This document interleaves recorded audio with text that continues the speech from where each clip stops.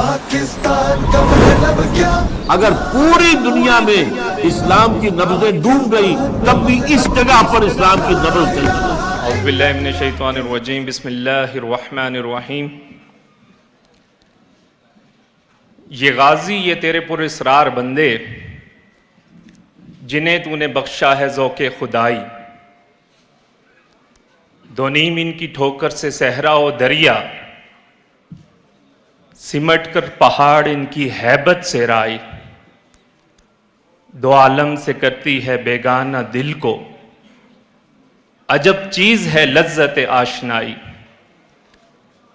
शहादत है मतलूब व मक़सूद व मोमिन, ना ज़ेब व ज़ीनत ना किश्वर कुशाई। इल्लामा इकबाल के जो ये अशार नौजवान हैं उनके लिए इकबाल ने कहे हैं, तो इस ख़ित्ता कश्मीर और ख़ास तौर पर ये जो खुरासान है और 2-3 दिनों से जो यहाँ मौज़ूआत आ रहे हैं, ये उनकी जो सच्ची अक्कासी जो है वो करते हैं। तो अभी जो मेरा मौजू है ख़ित्ता कश्मीर और इकबाल, इसका बड़ा गहरा ताल्लुक़ है, लेकिन उससे पहले हम थोड़ा सा इकबाल का तारुफ़ जो है वो हासिल कर लें, उसका पस मंज़र देख लें। इकबाल की शायरी, इकबाल का जो इस्लाम के साथ बड़ा मजबूत ताल्लुक़ था उसको समझ लें तो इंशाअल्लाह फिर आखिर में वो कश्मीर के हवाले से इकबाल की जो काविशें थीं, इकबाल का जो नुक्ता नज़र था, इकबाल की जो तमन्नाएँ थीं, और फिर दूसरा जो हमारा अहम तर मौजू है अफ़गानिस्तान, तो ये अफ़गान, कश्मीर और फिर ये जो पाकिस्तान का जो एरिया है, इससे इकबाल को बहुत तवक्कुआत थीं। वो क्या तवक्कुआत थीं, तो इंशाअल्लाह ये सारी चीज़ें उसके सामने आ जाएंगी। इकबाल जो है बहुत सी जगहों पे आपने पढ़ा भी होगा, देखा भी होगा। पैदाइश तो सियालकोट में हुई है इकबाल की, लेकिन इकबाल के जो आबा व अजदाद हैं उनका ताल्लुक़ कश्मीर से था। इकबाल के जो परदादा थे उनके वालिद यानी शेख जमालुद्दीन और फिर उनके बेटे उन्होंने हिजरत की थी, 4 बेटे थे उनके, तो वो कश्मीर से सियालकोट में जो है वो हिजरत करके गए थे। तो इकबाल का जो आबा व अजदाद हैं उनके बारे में कहा जाता है, किताबों में लिखा भी हुआ है। ये इब्तदाई 18वीं सदी में ये कश्मीरी पंडित थे और बाद में फिर ये 18वीं सदी के आगाज़ में मुसलमान हुए। तो शेख जमालुद्दीन इनके जो आबा व अजदाद में से थे, फिर उनके बेटे शेख रफ़ीक और उनके बेटे थे जो इकबाल के वालिद थे। तो ये शेख नूर मोहम्मद जो है ये बज़ाते ख़ुद जो है एक मजहबी शख्सियत थे और सूफ़ी मंश आदमी थे। और आपने वो वाक़या सुना ही होगा कि इकबाल बचपन में जो है कुरान मजीद जो है वो तिलावत कर रहे थे, तो उनके वालिद उनके पास से गुज़रे, तो उन्होंने वो नसीहत की थी अपने बेटे को कि बेटा कुरान को ऐसे पढ़ो कि गोया तुम्हारे दिल पे नाजिल हो रहा है। इसी पे इकबाल का वो मशहूर ज़माना जो है वो शेर है कि जब तक तेरे दिल पे ना हो नज़ूल किताब, गिरा कुशा है ना राजी ना साहिब कश्शाफ। इसी तरह उनकी वालिदा जो है वो पंजाबी, मतलब पंजाब से उनका ताल्लुक़ था, और एक जो इब्तदाई उनका माहौल था वो बड़ा नेक माहौल था। और फिर उनके जो उस्ताद थे मौलवी मीर हसन, आपको जो है ये हैरानगी होगी कि इकबाल का बड़ा गहरा ताल्लुक़ था इब्तदाई तालीम में मौलवी मीर हसन के साथ। बड़ी मजहबी शख्सियत थे और उनकी जो है तालीमात का बड़ा असर था इकबाल की ज़िंदगी के ऊपर। फिर इकबाल की जो शायरी है उसमें भी जा बजा वो चीज़ें जो है वो झलकती हैं, वो नज़र आती हैं। मुझे एक वाक़या याद आया कि अंग्रेज़ों के दौर में जो है इकबाल, क्योंकि उस दौर में बड़े प्रोमिनेंट हो गए थे, तो इकबाल के पास जो है एक मशवरे के लिए चीज़ आई कि हम किसी बड़ी शख्सियत को शम्सुल उलमा का जो है ख़िताब देना चाहते हैं, तो आप कोई नाम तजवीज़ करें। तो इकबाल ने अपने उस्ताद मौलवी मीर हसन का नाम जो है वो तजवीज़ कर दिया। तो उन्होंने पूछा कि इनकी तसनीफ़ क्या है। बड़ी शख्सियात जो होती हैं वो अपनी तसनीफ़ से पहचानी जाते हैं, बड़े रिसर्च आर्टिकल्स हैं, PhD के मकाला जात हैं, मुख्तलिफ़ चीज़ें हैं। तो बड़ा खूबसूरत जुमला जो है वो इकबाल ने उस टाइम कहा था कि मौलवी मीर हसन की तसनीफ़ इकबाल है। तो मौलवी मीर हसन का ताल्लुक़ भी कश्मीर से था। दूसरी बड़ी अहम ताल्लुक़ है जो कश्मीर से इकबाल का जुड़ता है। फिर इकबाल के जो शारे हैं बहुत कम लोग उनसे मतलब इतने प्रोमिनेंट उस अंदाज से तो नहीं हुए, لیکن اقبال کی جو فلسفہ خودی کو جنہوں نے آگے بڑھایا ہے فلسفیانہ انداز میں، اور حکمت اقبال کے اوپر جنہوں نے واقعی علمی تحقیقی نظریاتی کام کیا ہے، doctor Rafiuddin, ideology of future, Quran and modern knowledge, manifesto of Islam, حکمت اقبال، بہت سی تصانیف. پاکستان میں اقبال اکیڈمی آپ نے نام سنا ہوگا، اس کی بنیاد رکھنے والے جو ہے ڈاکٹر رفیع الدین تھے. 1942 کے اندر جو یہ آئیڈیالوجی آف فیوچر جو ہے وہ کتاب لکھی، جس نے اس دور کی جو ہے بلکہ آج کے دور تک جو ہے اس پائے کی کتاب اقبال کی فکر کے اوپر آ نہیں سکی. فلسفہ خودی کی کو بنیاد بنا کر اس نے جتنے ماڈرن جو ہے فلسفے تھے، جتنی ماڈرن جو ہے نظریات تھے، وہ ایڈلر کا ہو، فرائڈ کا ہو، کارل مارکس کا ہو، وہ برٹن رسلز کے ہو، مختلف نظریات کو، ڈارون کا تھیوری آف ایوولوشن اور نظریہ ارتقاء جو ہے، جو خاص ڈارونزم جسے ہم کہتے ہیں کیونکہ ارتقاء کے تو وکائل تھے، اس کو جو ہے فلسفہ خودی کے ذریعے جو ہے اس کو اڑایا ہے. اور وہ جو کتاب ہے جس کی بنیاد پر، کیونکہ وہ کشمیر سے تعلق رکھتے تھے اور جموں میں ہی پڑھاتے تھے، تو ان کا جو ماسٹرز تھا وہ فلسفے میں نہیں تھا، عربی اور فارسی کے جو ٹیچر تھے. لیکن جب یہ کتاب لکھی ہے تو آکسفورڈ یونیورسٹی نے انہیں فلسفے کی پی ایچ ڈی ڈگری جو ہے اس کتاب کی بنیاد کے اوپر دی. تو بہت بڑا نام ہے. ڈاکٹر اسرار احمد صاحب جو ہے اپنے استادوں میں ان کو جو ہے وہ کنسیڈر کرتے تھے، اور وہ کہتے تھے جو میرے 4 سورسز ہیں تو اس میں ڈاکٹر علامہ اقبال کے ساتھ جو دوسرا نام لیتے تھے فلسفے کے اندر وہ ڈاکٹر رفیع الدین کا نام تھا. ان کا تعلق بھی اسی خطہ کشمیر سے تھا. تو یہ چیزیں ہیں اقبال کی، کہ اقبال جو ہے، پھر آگے ہم انشاءاللہ ان چیزوں کو دیکھیں گے کہ اقبال کشمیر کے ساتھ بڑا والہانہ محبت بھی رکھتے تھے. اقبال کی عقیدت بھی تھی، بلکہ اقبال اپنے آپ کو کشمیر کا حصہ سمجھتے تھے. اقبال کی شاعری کے مختلف ادوار ہیں. 3 ادوار ہمیں موٹے موٹے نظر آتے ہیں. اقبال کا جو پہلا دور ہے وہ 1899 سے لے کے 1899 سے لے کے 1905 تک کا تھا. یہ وہ دور ہے جو اقبال کا ایک ابتدائی دور ہے اور بالکل امیچور سا دور ہے، اور یہاں اقبال جو ہے ایک نیشنلسٹ، ایک نیشنلزم کے پرچارک جو ہے وہ نظر آتے ہیں. پھر گل و بلبل کی شاعری ہے، وہ کبھی کبھی ہم نے وہ نظم بھی پڑھی ہے، ڈیش کی گود میں بلی دیکھ کر. اقبال کا جو ہے وہ اسی طرح کا جو ہے وہ شاعری ہے. اور اس دور کے اندر اقبال جو ہے بڑے وطنیت پرست جو ہے وہ ہمیں نظر آتے ہیں. اقبال کا وہ بڑا مشہور ترانہ ہندوستان میں ابھی بھی بہت زیادہ یوز ہوتا ہے، ہم بھی اپنے بچپن میں کتابوں میں پڑھتے آئے ہیں کہ سارے جہاں سے اچھا ہندوستان ہمارا. پھر ان کی ایک بڑی مشہور نظم ہے اقبال کی کہ نیا شوالا. تو اقبال کہتے ہیں کہ سچ کہہ دوں اے برہمن کہ اگر تو برا نہ مانے، تیرے صنم قدوں کے بت ہو گئے پرانے. پتھر کی مورتیوں میں سمجھا تو خدا ہے، خاک وطن کا مجھ کو ہر ذرہ دیوتا ہے. یہ اقبال کا بالکل ابتدائی دور تھا. اور پھر دوسرا جو دور اقبال کا، جب 1905 میں 28 سال کی عمر میں وہ انگلستان چلے گئے اور پھر 3 سال تک انگلستان اور جرمنی میں رہے.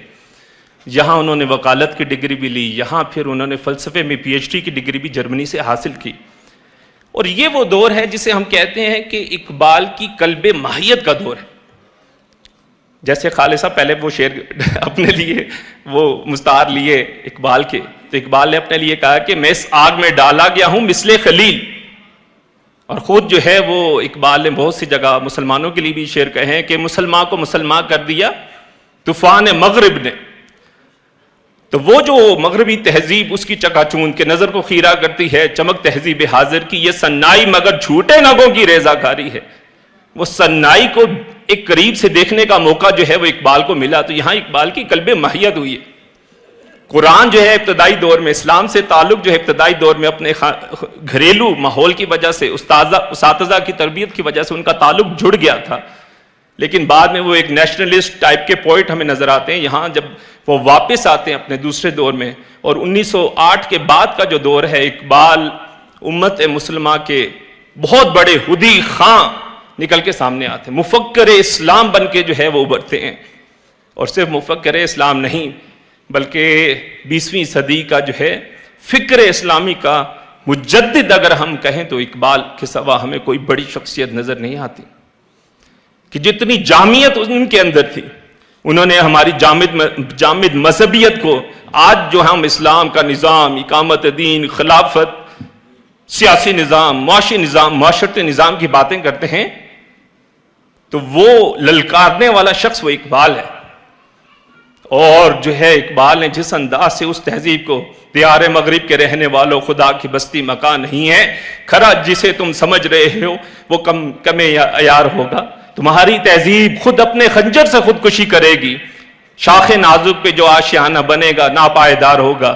اور پھر جو ہے کہ جانتا ہوں یہ امت حامل قرآن نہیں ہے، وہی سرمایہ داری بندہ مومن کا دین، جانتا ہوں کہ مشرق کی اندھیری رات میں بے ید بیضا ہے پیران حرم کی آستین، عصر حاضر کے تقاضاؤں سے ہے لیکن یہ خوف ہو نہ جائے آشکارا شرع پیغمبر کہیں، اور نوا پیرا ہو ہے بلبل کہ ہو تیرے ترنم سے کبوتر کے تنے نازک میں شاہین کا جگر پیدا، اور سبق پھر پڑھ صداقت کا، شجاعت کا، عدالت کا، لیا جائے گا تجھ سے کام دنیا کی امامت کا۔ اور پھر اسلام کی جو ہے وہ چہرے کے اوپر جو بدنما داغ تھے، اس کو جس انداز سے اور جدید نظریات کو جس طریقے سے اقبال نے وہ روکا ہے، ٹوکا ہے، اور جس طریقے سے اس کو جو ہے وہ ایک بن کے سامنے آئے ہیں، وہ اقبال کی ایک اقبال کا دوسرا نیا دور تھا۔ اور اقبال جو ہے اس دور میں یہ دعویٰ کرتے نظر آتے ہیں کہ اگر میری فکر کے اندر اور میرے جو بھی کام ہیں اس کے اندر جو ہے اگر یہ رسول اللہ صلی اللہ علیہ وسلم اور دین کے علاوہ کوئی چیز ہے تو روز محشر خار اور رسوا کن مرا، بے نصیب از بوسا پاکن مرا، کہ قیامت والے دن مجھے اللہ کے نبی صلی اللہ علیہ وسلم کا بوسا نصیب نہ ہو، کہ میں صرف ریفلیکشن ہوں، میرے اندر جو ہے وہ قرآن و سنت اور یہ جو چیز ہے پیوست ہے۔ اور یہی وہ دور ہے جب مسلمانوں کے اندر وہ مسلمانوں کی عظمت رفتہ تحریک خلافت شروع ہو گئی ہے، مسلمانوں اور یہاں بہت سی موومنٹ شروع ہو گئی ہیں، انگریزوں کے خلاف جو ہے وہ موومنٹ بھی شروع ہو گئی، اور بہت بڑی موومنٹ۔ ابھی آج جو ہم یہ ارطغرل اور یہ چیزیں، تو وہ جو ان کی خلافت تھی 1924 میں ختم ہوئی، اس سے پہلے جو ہے ہندوستان کے اندر جو وہ تحریک شروع ہو چکی تھی، اور بڑے مشہور اشعار ہیں، کیونکہ وہاں جو لیڈ کر رہے تھے وہ مولانا محمد علی اور مولانا شوکت علی، تو اس کے حوالے سے بڑے خوبصورت اشعار جو ہے کہ بولی اماں محمد علی کی کہ جان بیٹا خلافت پہ دے دو، ساتھ ہیں تیرے شوکت علی بھی کہ جان بیٹا خلافت پہ دے دو۔ اور یہ جو چیزیں تھیں، یہ ولولہ، یہ جوش، یہ جذبہ مسلمانوں کے اندر جو ہے وہ آیا ہوا ہے، لیکن اقبال نے اس کو ایک فکری سمت دی، ایک ڈائریکشن دی، اور پھر ہم انہیں کہتے ہیں یہ مصور پاکستان ہے۔ اور انہوں نے وہ ڈپک کیا، یہ خواب دیکھا کہ ایک ایسا خطہ جہاں اللہ کا دین نافذ ہو، جہاں قرآن و سنت کا عملی نفاذ ہو۔ پاکستان کا مطلب کیا؟ لا الہ الا اللہ۔ تو وہ جو ہمارے نظام کے اوپر، خلافت کے اوپر، دور ملوکیت کے اندر جو بدنما داغ و دبے لگ چکے تھے، ہم دنیا کو دکھا سکے کہ نہیں، اسلام وہ نہیں تھا، اسلام یہ ہے وہ خلافت راشدہ کا عملی نمونہ جو عصر حاضر کے تقاضاؤں کو بھی جو ہے وہ فلفل کر رہا ہے، اور آج انسانیت کی جو ہے وہ نجات اور نجات دہندہ بن کے جو ہے وہ سامنے آ گیا ہے۔ اچھا، دوسری طرف جو چیلنجز تھے، اور ان چیلنجز کا تعلق جو ہے وہ آج کے دور سے بھی جو ہے وہ جڑ جاتا ہے، کہ وہ جو نیشنلسٹ موومنٹ چل رہی تھیں، جس میں آپ کو پتا ہے کہ گاندھی اور پھر نہرو اور پھر ایک دور کے اندر مولانا ابوالکلام آزاد بھی جو ہے ان کے ساتھ جا کے شامل ہو گئے۔ اقبال کا تعلق تو اس احیائی فکر سے تھا، ابوالکلام کا تعلق تو اس احیائی فکر سے تھا۔ 1912 کے اندر الحلال والبلاغ اور پھر حکومت اہلیہ کا نعرہ لگانے والے ابوالکلام آزاد 1920 کے اندر مایوس ہو کے جو ہے پھر ایک نیشنلسٹ جدوجہد میں ہے جو شامل ہو گئے۔ اور اقبال جسے پہلے ہے کہ خاک وطن کا ہر ذرہ دیوتا ہے، پھر اقبال کے اندر جو ٹرن آیا وطنیت کے خلاف، وہ وطنیت سے اوپر اٹھ گئے، وہ ایک ہماگیر آفاقی نظریے کے حامل بن گئے۔ اور اقبال کی اس دور کی جو نظم ہے کہ اس دور میں میں اور ہے جام اور ہے جم اور، ساقی نے بنا کی روش لطف و ستم اور، تہذیب کے آذر نے ترشوائے صنم اور، مسلم نے بھی تعمیر کیا اپنا حرم اور، ان تازہ خداؤں میں بڑا سب سے وطن ہے، جو پیرہن اس کا ہے وہ مذہب کا کفن ہے، یہ بت کے تراشیدہ تہذیب نبی ہے، غارت گرے کاشانہ دین نبوی ہے، بازو تیرا توحید کی قوت سے قوی ہے، اسلام تیرا دیس ہے تو مصطفی ہے، نظارہ دیرینہ دنیا کو دکھا دے، اے مصطفی خاک میں اس بت کو ملا دے۔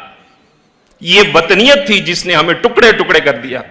آج اگر ہم بھی جو ہے وہ 57 مسلمان جو ہے ایک امت تھی، اس امت مسلمہ اس جسد خاکی کے 57 ٹکڑے ہو گئے، اور ان ٹکڑوں کے اندر آج ہم مزید منقسم ہو گئے لسانی بنیادوں کے اوپر اور اپنی وطنی بنیادوں کے اوپر. چھوٹی چھوٹی تحریکیں، ہم پنجابی ہیں، ہم پٹھان ہیں، ہم سندھی ہیں، ہم بنگالی ہیں، ہم یہ ہیں، ہم وہ ہیں. اقبال کا نعرہ اس سے بلند تھا.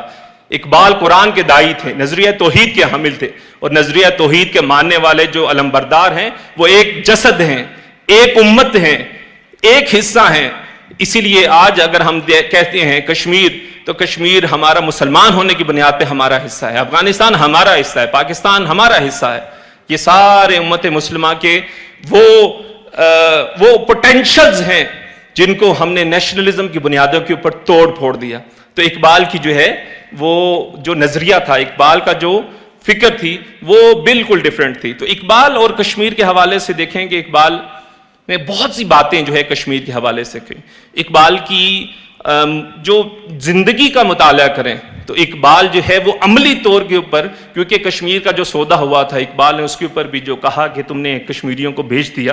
بڑا خوبصورت اقبال کا وہ شعر ہے، فارسی کے اندر ہے کہ دہقانوں کشت و جو و خیابان فروختن قوم فروختن وچے ارزاں فروختن، کہ تم نے یہ جو 1842 کے اندر جو ہے وہ ڈوگرا راج کو جو ہے یہ جب یہ کشمیر بیچا گیا پہلی دفعہ، اور بڑے 75 لاکھ کے اندر جو ہے اس کو بیچا گیا، تو اقبال نے اس ٹائم یہ شعر کیے کہ بیچا بھی ہے کشمیریوں کو تو کس قیمت پہ بیچا ہے، اتنی قیمت ہے کشمیریوں کی.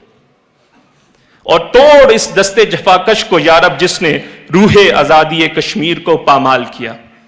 اقبال جو ہے اس کو بددعا دے رہے ہیں کہ آزادی کشمیر، جو وادی کشمیر. اور پھر اقبال نے ایک جگہ اور کہا کہ تمہیں گلے ز خیابان جنت کشمیر دلم ز خاک حجاز و نواز و شیراز است. کہتے ہیں کہ میرا دل تو حجاز مقدس کی طرف مائل ہے، لیکن میں اس کشمیری قوم سے تعلق رکھتا ہوں، اور یہی وجہ ہے کہ اس سرزمین سے مجھے محبت ہے. دل میرا حجاز کی طرف ہے، لیکن میرا تعلق جو ہے وہ کشمیر سے ہے. یہ ہے اقبال کا کشمیر کے ساتھ بڑا مضبوط رشتہ. اقبال نے اس ٹائم بھی کشمیریوں کے اوپر جو ظلم و ستم ہوتا تھا، یہ نہیں ہے کہ یہ بالکل بعد میں شروع ہوا ہے. اس دور کے اندر ڈوگرا راج کے اندر بھی کشمیر محکوم بھی تھے، مجبور بھی تھے، مظلوم بھی تھے. اقبال نے ان کے لیے چندہ اکٹھا کیا. یہ بھی ہمیں بہت سی کتابوں میں ملتا ہے، حوالے ملتے ہیں کہ اقبال باقاعدہ اس مہم میں شریک ہوتے تھے کہ اپنے کشمیری بھائیوں کا، کیونکہ وہ اپنے خون کا حصہ سمجھتے تھے اسے. اسی طریقے سے جو مقدمات کشمیر کے اوپر قائم ہوتے تھے، کشمیریوں کے اوپر قائم ہوتے تھے، اقبال ان کو جو ہے باقاعدہ لیگل ایڈوائزری دیتے تھے، اپنے دوستوں کو تیار کرتے کہ جا کے ان کو جو ہے وہ ہیلپ کرو، ان کی مدد کرو. یہی وجہ ہے کہ اس ساری ایکٹیویٹیز کو دیکھتے ہوئے اس وقت کی جو حکومت وقت ہیں، ایک وقت میں آ کے اقبال کے اوپر پابندی لگ گئی کہ یہ کشمیر میں داخل نہیں ہو سکتا. تو اقبال کی کوئی ایکٹیویزم تھا نا، اقبال اس کو کسی انداز میں دیکھ رہے تھے نا. اور اقبال جو ہے وہ کشمیر کو، جیسے آج جو ہے وہ کشمیر ادھر، یہ کشمیر ادھر، اور کشمیر پارا پارا، کشمیر کے اندر جو ہے چیزیں منقسم ہیں، ہم آپس میں لڑ رہے ہیں. اقبال نے کشمیر کے حوالے اس کے بھائی چارے، اس کے اتحاد کے حوالے سے کیا خوبصورت اشارہ کہے. کہتے ہیں کہ سو تدابیر کی اے قوم یہ ہے ایک تدبیر، چشم اغیار میں بڑھتی ہے اس کی اس سے توقیر. در مطلب ہے اخوت کے صدف پہ پنہاں، مل کے دنیا میں رہو مثل حروف کشمیر. جیسے کشمیر کے حروف جڑے جڑے ہیں، کشمیری ایسے متحد ہونے چاہیے، ایسے یکجاں ہونے چاہیے، اور ظلم کے سامنے جو ہے اس طرح دیوار بننے چاہیے. اسی طرح روح آزادی یہ کشمیر کے حوالے سے کہا کہ پنجائے ظلم و جہالت میں برا حال کیا، بن کے مقراض ہمیں بے پر و بال کیا. توڑ اس دستے جفا کش کو یارب جس نے روح آزادی کشمیر کو پامال کیا. اس کے ساتھ ساتھ ایک بہت اچھا بند اور قطع جو ہے وہ میں آپ کے سامنے رکھوں گا ایران صغیر کے حوالے سے. اقبال کہتے ہیں کہ آج وہ کشمیر ہے محکوم و مجبور و فقیر، کل جسے اہل نظر کہتے تھے ایران صغیر. ایران صغیر کو اگر آپ نے سمجھا ہو نا، اقبال کی فکر کا ایک باقاعدہ جو امت کا اتحاد کے حوالے سے اقبال نے جو تجاویز دیں کہ ایران جو ہے عالم اسلام کا جنیوا ہے، ایک شعر کے اندر جو ہے وہ کہتے ہیں. تو ایران کو جو پوزیشن دیتے ہیں کہ یہ مرکز ہے، ہمارے امت مسلمہ کا، عالم اسلام کا، اس مرکز کو اگر سب مرکز کہا جائے تو وہ کشمیر ہے. تو یہ ہے اقبال کے نزدیک کہ آج وہ کشمیر ہے، محکوم و مجبور و فقیر. کل جسے اہل نظر کہتے تھے ایران صغیر، سینہ افلاک سے اٹھتی ہے آہ سوزناک. مرد حق ہوتا ہے جب مرعوب سلطان و امیر. کہہ رہا ہے داستان بے دردی ایام کی، کوہ کے دامن میں ہے وہ غم خانہ دہقان پیر. آہ یہ قوم نجیب و چرب و دست و تر دماغ، ہے کہاں روز مقافات اے خدائے دیر گیر. تو یہ ہے اقبال کی وہ جو خواہشات، اقبال کی تمنائیں، اقبال کی محبت، اور بہت سی چیزیں ہیں. وقت کا میں بس مختصر کروں گا کہ اقبال جیسے امت مسلمہ میں ایک ولولہ، ایک جذبہ، ایک امنگ دیکھتے ہیں، تو اپنا وطن ہونے کی نسبت سے کشمیر کو بہت مقام دیتے ہیں، بہت مقام دیتے ہیں. بہت سی کتابیں ہیں، بہت سے حوالہ جات ہیں، اقبال کے احوال ہیں. خود جو ہے جیسے کل مہتاب بھائی نے وہ نام لیا، آتش چنار وہ جو کتاب ہے ان کی، تو اس کے اندر بہت سے حوالہ جات ہیں کہ اقبال کشمیر کے اندر ایکٹیو رہتے تھے. جو مسلم کانفرنس ہے، وہ کشمیری کانفرنس کی بنیاد رکھی اقبال نے، تحریک کی بنیاد رکھی اقبال نے، اور ایکٹیو رہتے تھے. خط و کتابت کشمیری لیڈروں کے ساتھ، کشمیری مجاہدین کے ساتھ، کشمیر کے مقدمے کو لے کے جو ہے وہ جاتے تھے، ان سے بات چیت کرتے تھے. اور اقبال کے خاندان کا، اقبال کے اساتذہ کا، اقبال کے شارحین کا جو تعلق ہے وہ کشمیر سے. تو اقبال گویا کشمیری جو ہے سب سے بڑے مستحق ہیں کہ وہ فکر اقبال کا پرچم تھامیں اور اس کے مقصد کو لے کے آگے بڑھیں. بس آخر میں کچھ چیزیں ہیں کہ دوسرا جو بڑا خطہ ہے وہ کشمیر کے ساتھ جو ہمارا موضوع بھی ہے اس اجتماع کا، وہ افغانستان ہے. جیسے اقبال کا شعر ہے نا کہ فطرت کے مقاصد کی کرتا ہے نگہبانی، یا بندہ صحرائی یا مرد کوہستانی. تو یہ کوہستان کے جو لوگ ہوتے ہیں نا، بڑے جفا کش ہوتے ہیں، یہ محنتی ہوتے ہیں، یہ آزاد فضاؤں میں جینے والے ہوتے ہیں، یہ بے غرض ہوتے ہیں، یہ وہ تمدن کے جو ہے وہ ابھی اس طریقے سے بیڑیوں میں جکڑے ہوئے نہیں ہوتے. یہ فطرت کے مقاصد کی نگہبانی کر سکتے ہیں. جیسے کل خالد صاحب نے بھی کہا کہ یہ دونوں خطے جس طریقے سے پچھلے 40-50 سال میں آگ و خون کے دریا میں ہیں، اللہ نے ان خطوں سے کوئی خاص کام لینا ہے. اور یہی ہمارا اس کنونشن کا موضوع تھا کہ اس کی طرف توجہ دلائیں کہ یہ خطے بڑے اہم ہیں، ان لوگوں کو اپنی ذمہ داری سمجھنی چاہیے، اور ہماری ذمہ داری یہ ہے کہ ان کے ساتھ مل کر اس جد و جہد میں شریک ہوں. اور کشمیر میں بھی جو فکر اقبال کی جو نامکمل جو ہے وہ ایک تکمیل ہے جو پاکستان میں ابھی تک نہیں ہو سکی، وہ اس شاید کشمیر میں ہو جائے. اور افغانستان کے حوالے سے اقبال کہتے ہیں بڑے خوبصورت اشعار، اور میں افغانستان کی یہ جو اشعار سناؤں گا یہ کشمیر سے الگ نہیں ہے، وہ بھی کوہستانی یہ بھی کوہستانی، وہ بھی مرد مجاہد یہ بھی مرد مجاہد. تو اقبال کے کہتے ہیں کہ لا کر برہمنوں کو سیاست کے پیج پر، زناریوں کو دہر کہن سے نکال دو. وہ فاقہ کش کے موت سے ڈرتا نہیں ذرا، روح محمد اس کے بدن سے نکال دو. یہ ایجنڈا ہے، اور اس ایجنڈے کی تکمیل کے اندر رکاوٹ ہم بن سکتے ہیں. فکر عرب کو دیکھے فرنگی تخیلات، اسلام کو حجاز و یمن سے نکال دو. افغانیوں کی غیرت دین کا یہ ہے علاج کہ ملا کو ان کے کوہ دمن سے نکال دو. اہل حرم سے ان کی روایات چھین لو، روایات چھین لو. ٹرانسجنڈر، روشن خیالی، یہ چیز وہ چیز، یہ اسلامی وحشیانہ سزائیں، یہ اسلام کا بوسیدہ نظام خدا نہ خواستہ، یہ فکریں ہم مسلمانوں کے اندر یا پاکستان میں کہے جاتے ہیں نا، اسمبلیوں میں کہے جاتے ہیں. تو ان کی روایات چھین لو. آہو کو مرغزار فتن سے نکال دو. اقبال کے نفس سے ہے لالے کی آگ تیز، ایسے غزل سرا کو چمن سے نکال دو. اور ہمارے شمالی علاقہ جات بھیج دو. ہو تیرے بیاباں کی ہوا تجھ کو گوارا. یہ ایک بڑی خوبصورت نظم ہے اقبال کی.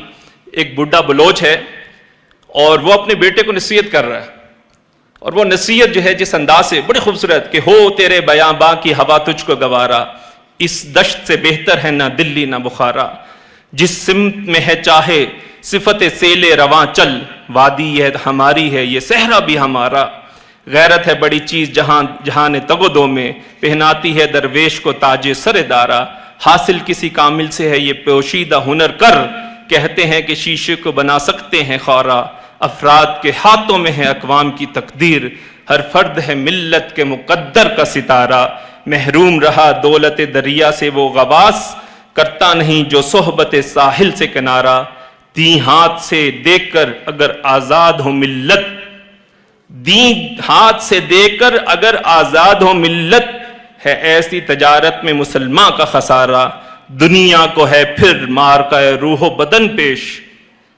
یہ اشعار دیکھ لیں، ایک پوری صدی قبل کے ہیں، اس کی عملی تصویر ہم دیکھ رہے ہیں کہ دنیا کو ہے پھر مار کا ہے روح و بدن پیش، تہذیب نے پھر اپنے درندوں کو ابھارا، اللہ کو پامردی مومن پہ بھروسہ، ابلیس کو یورپ کی مشینوں کا سہارا۔